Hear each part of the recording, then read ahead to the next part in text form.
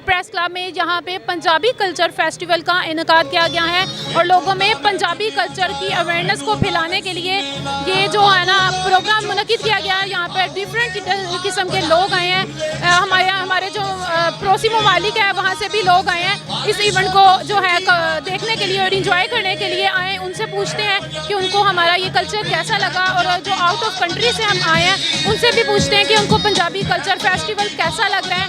लोगों ने यहाँ पे किताबों के स्टॉल्स पे गए हैं, वहाँ पे उन्होंने किताबें जो हैं जो अवेयरनेस फैलाती हैं उसको ख़रीदा है, उनको जाना है, और उस तरह के और भी स्टॉल्स हैं। हम चलते हैं और लोगों से बात करते हैं। जी नाजरीन, हम मौजूद हैं इस वक्त लाहौर प्रेस क्लब में, जहाँ पे पंजाबी कल्चर के फ़रोग के लिए डिफरेंट जो है सकाफत को उजागर करने के लिए डिफरेंट किस्म के स्टॉल्स लगाए गए और यहाँ पे मेला भी इनकाद किया गया ताकि लोगों को पंजाब की कल्चर के बारे में अवेयरनेस दे सकें जिनको अब नहीं पता, और उनको ड्रेसिंग के हवाले से भी बताया जाए और पंजाबी जो मादरी ज़बान है हमारी उस हवाले से भी लोगों में अवेयरनेस फैलाई जाए। हमारे साथ मौजूद हैं हमारे मेहमान जी।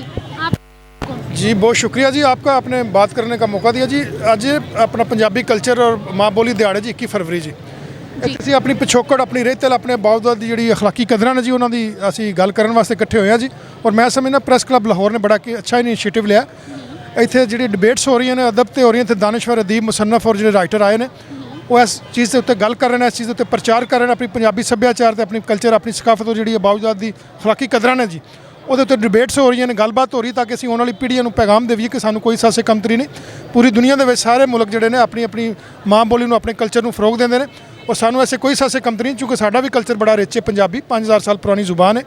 ये जनाब बाबा बुल्ले शाह, शाह हुसैन, मियाँ मोहम्मद बख्श, बाबा फरीद, अगर सूरमिया की गल की जाए तो जनाब राजा अहमद खां खरल, भगत सिंह, उधम सिंह, दुल्ला भट्टी वर्गे जनाब मावां ने सूरमे पैदा किए हैं। और असीं किसी भी हवाले नाल गल करी सानू कोई सासे कमती नहीं। और मैं आने वाली पीढ़ी को पैगाम देंगा कि इस तरह के जो इवेंट्स ने, इस तरह की जी वर्कशॉप्स ने उन्होंने ज्वाइन करन ताकि उन्होंने पता लगे कि साडे पुरखां दी अखलाकी कदरां की सन। और मैं जो पंजाबी पहनावा पाया जी, मैं पहनावा ना पाया तो शायद तुसीं मेरे नाल मुखातब ना होंदे। और मैं समझना कि साडी जनाब एक अल्लाह तआला ने एक बुजुर्गी रखी है, दनाई रखी है, जुरत और बहादुरी का संबल है। दसना चाहांगा कोई एम्बैरसमेंट की जरूरत नहीं। साडी बड़ी रिच जुबान है, साडा बड़ा रिच कल्चर सकाफत और 5 साल पुरानी जुबान है जी। बल्कि जी उर्दू बोल रहे हैं या इंग्लिश तो प्री प्लांटिड की गई है ना इतने साडा मतलब मैंटली सानू अपसैट करने वास्ते सासे कमतरी मुबतला करने वास्ते अगर उर्दू बोलते उर्दू भी साडी कौमी जुबान है, बुरी नहीं, लेकिन वो 53% जी पंजाबी के अल्फाज शामिल हैं जी। तो इस वास्ते पंजाबी बड़ी रिच कल्चर सानू कोई सासे कमतरी और कोई जनाब शिकार नहीं होना चाहिए। सानू हर बंदे को अपना किरदार अदा करना चाहिए। अच्छा नाजरीन, हमारे साथ इस वक्त मौजूद हैं बहुत ही खूबसूरत, एलिगेंट और डिसेंट सी पर्सनैलिटी। हम उनसे बात करेंगे। अस्सलाम वालेकुम। वालेकुम सलाम। सारा पहले अपना नाम दसो। हसनैन अकबर और अल मशहूर बाबा ग्रुप। मैं सुनिया तुसीं हीर भी पढ़ते हो। बस जी बाबा जी वारिस शाह की ड्यूटी दई दी। चलो फिर सानू भी थोड़ी जी सुनाओ। असी विछड़े यार मिला दईए, दुख दर्द दलिदरां तोड़िए नी, सिर ते आई बला नू टाल दईए, हुक्म रब दे नाल चा मोड़िए नी। नाजरीन, हमारे साथ इस वक्त मौजूद हैं इंडिया से आए हुए मेहमान बहादुर राव। उनसे पूछेंगे कि पाकिस्तान में जो पंजाबी कल्चर के फ़रोग के लिए जो मेले को इनकाद किया गया है बुक्स के हवाले से और पंजाबी ज़ुबान के हवाले से, वो क्या कहना चाहेंगे जी? मैं जी लहंदे पंजाब दे विचों संगरूर शहर तो आया ते साडा जिहड़ा ग्रुप कल पहुंचे असीं 8 रातां ते 9 दिन ਲਈ आए हैं। पर सानू ये जिहड़ा हैगा अज दा फंक्शन सी इहदे बारे पता सी मां बोली दिवस हैगा ते इहनूं असीं ध्यान विच रख के ते कल असीं ननकाणा साहब पहुंचे ते ननकाणा साहब तो स्पैशल अज इत्थे इस दे विच शमूलीयत पाउण लई आए हैं। ते पंजाबी मां बोली दिवस है अंतरराष्ट्री, इस करके ते मां बोली साडी बोलण विच तां इक्को ही है पर जिहड़ा लिखण दा लहजा वखरा है, पर बोलण दे विच कोई फर्क नहीं हैगा। मैं कल तो इत्थे घूम फिर रहा देख रहा, कोई फर्क नहीं लग रहा कि मैं अपने हिंदुस्तानी पंजाब दे विच जां पाकिस्तानी पंजाब दे विच पहरावा बोल चाल बहुत ज़्यादा प्यार मिल रहा है इत्थे। ते अज जिहड़ा स्पैशल जिहड़ा अज इन्हां प्रोग्राम है मां बोली दे संबंध च, ये भी बहुत वधिया है। तो इहनूं देख के लगदा है ये जिहड़ी साडी मंजिल है मां बोली नूं उहदा बनदा हक दिवाउण लई, उहनूं पूरा मान दिवाउण लई असीं बहुत जल्दी उहनूं उत्थे उस टीचे नूं प्राप्त कर लवांगे।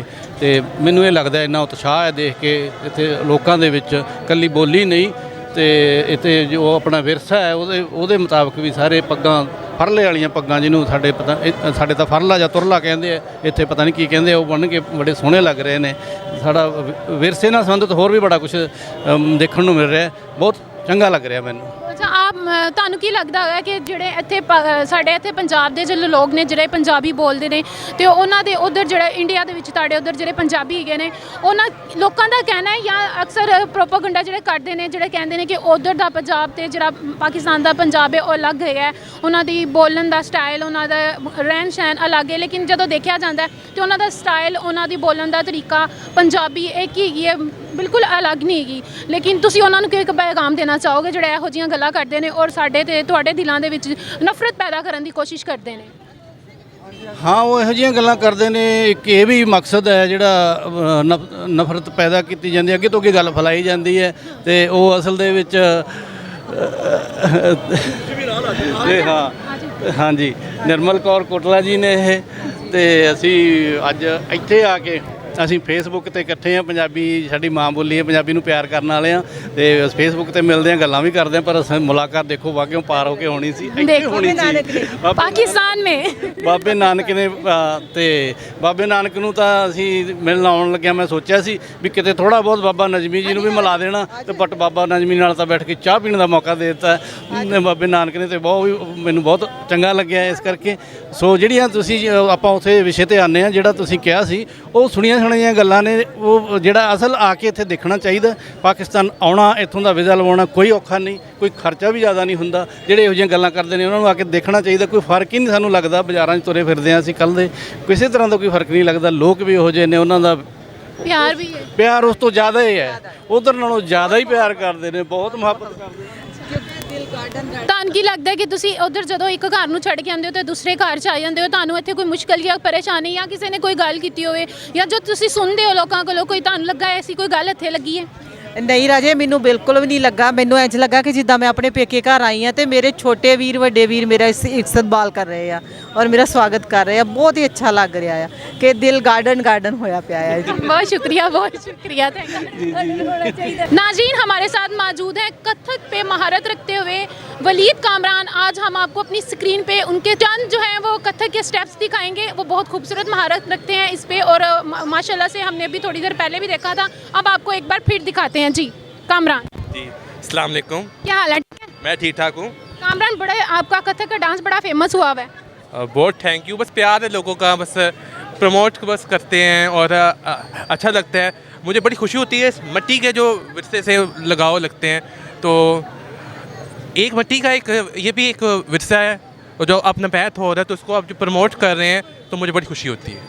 ऐसा प्रमोट होना चाहिए, ऐसे कल्चर्स को होना चाहिए, ऐसा होना चाहिए कि ये हिस्सा है। अगर ये जो डांस होता है इसको अगर आप समझो रिमूव करें, ऐसा लगता है फूलों से रंग छिलने वाली साहब है, तारों से रोशनी छिलने वाला साहब है। तो ये डांस और म्यूज़िक जान है, कल्चर है, रूह की ग़ज़ा भी है। रूह की ग़ज़ा बिल्कुल। आप जब डिप्रेशन में होते हैं तो आपको लगता है कि आपको इस तरफ जब आप सॉन्ग या डांस को करते हैं तो आपसे रिलैक्स होते हैं? ये अपने आप एक लिटरेचर है, कथक सिखाता भी है, कथक हीलिंग पावर है, स्पिरिचुअलिटी है, इबादत भी है। चले फिर हो जाए। धा धा दिलान तक दिलान तिरक तुम तत तकित न था तक तका तराम दा धा तक तका तराम दा धा तक तका तराम दा था। ये फिट हो ताल में। अब मैं इसको परफॉर्म करूँगा, थोड़ा साइड पे परफॉर्म। ये ऐसा है।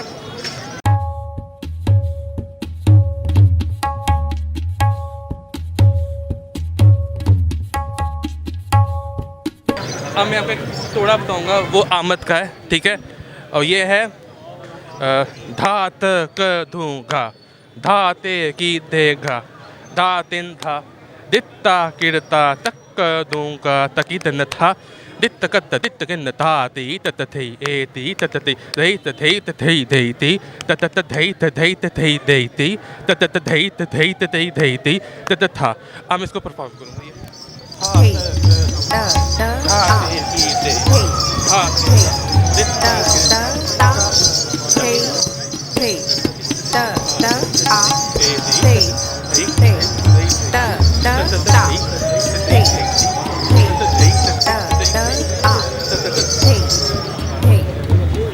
नाज़रीन, आपने देखा वलीद कामरान जो बहुत ही खूबसूरत कथक का डांस कर रहे थे, माशाल्लाह बहुत ही खूबसूरत किया। बहुत थैंक यू सो मच। आपका शुक्रिया अदा करना पड़ेगा बुलाया। नाजरीन हमारे साथ मौजूद है राय अली मार्क्स फाउंडेशन से, जहाँ पे वो थिएटर करते हैं। यहाँ पे भी वो इस वक्त इसलिए मौजूद हैं क्योंकि उन्होंने यहाँ पे लाहौर प्रेस क्लब में जो पंजाबी फेस्टिवल जिसका इनकाद किया गया उस हवाले से वो आए यहाँ पे, और उन्होंने यहाँ पे भी पंजाबी ड्रामा करना है, उस हवाले से उनसे पूछते हैं जी। पंजाबी विच थिएटर हो रहा है, मास फाउंडेशन कर रही है, सर आमिर नवाज ने उन्होंने डायरैक्ट किया है। अखियां वाले वो ड्रामे का नाम है। बहुत वड्डा मैसेज पैगाम है, सदा है, स्नेहा है अपने पंजाबी भरावां नूं। आके उन्होंने वेखो कि 3 किरदार ने जिहड़े अन्ने ने तो दुनिया के बारे मुआशरे के बारे दस रहे हैं, तो बिल्कुल सच्चियां गल्लां ने। आपदी मन पलीती जिहड़ी है वो साडी नहीं जा रही, तो असी धड़ा धड़ 2 नंबरी ते चोरी सारा ये रुकना कोई नहीं, ये रोकिया रुकना है, ये बदलिया रुकना है। आदे आप नूं बदलो, थोड़ा जिहा आदे विच जाती मारो। मेहरबानी जी, वसदे रहो साईं। नाजरीन हमारे साथ मौजूद हैं मोहम्मद अब्बास मिर्ज़ा, बहुत अच्छे पोइटर हैं, डॉक्टर हैं और भी काफ़ी शोबों में महारत रखते हैं। आज हम उनसे बात करेंगे और कुछ सुनेंगे उनका कलाम। अस्सलाम वालेकुम। वालेकुम अस्सलाम। कैसे हैं सर? ठीक है। मैं ठीक हूँ। आपको क्या लगता है कि इस तरह के जो हैं इवेंट्स होने चाहिए पंजाबी कल्चर के? मैं एक बात यह है कि रिटायर्ड प्रिंसिपल ना government commerce college Iqbal town Lahore तो 20 साल मैं प्रिंसिपल रहा। मैं 45 साल 45 ईयर्स पंजाबी उर्दू पढ़ाई है। उर्दू पढ़ाई। लेकिन मैं समझना कि जिन्नी ठीक लर्निंग मादरी ज़बान च होंदी है उन्नी किसी ज़बान च नहीं हो सकती है। और ये मेरा कहना नहीं, अकवाम मुतहदा का चार्टर है कि बच्चों नूं उन्हां दी माँ बोली च तालीम दिओ, इस तरह लर्निंग बेहतर होंदी है।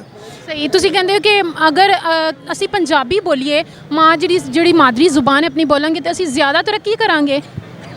देखो बात है लर्निंग दी, सीखना। हुण तुसीं वेखो, मैं फिनलैंड की मिसाल देन लगा।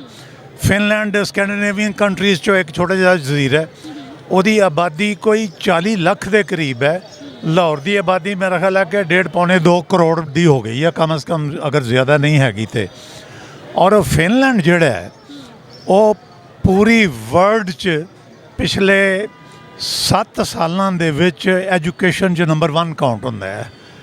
और उन्होंने मादरी ज़बान च बच्चों को पढ़ाया जाता है। वो साढ़े कहते हैं पंजाबी च ना बोलियो, ना पढ़ियो, तुसीं जाहिर रह जाओगे, तुसीं एम्बैरसमेंट फील होंदी पंजाबी बोल के। किन्हां नूं? इसलिए कि वो अपने आप को इनफीरियर समझते हैं बाकी लैंग्वेजेस के मुकाबले ते दूजे दर्जे का। हालांकि हर एक दी माँ बोली है ਉਹਦੇ ਚ बंदा खुला खुल के गल करता है, कोई भी जी है वै अपने तुसीं एहसासात दा बयान आराम नाल कर लैंदे हो, खुल के कर लैंदे हो पंजाबी च?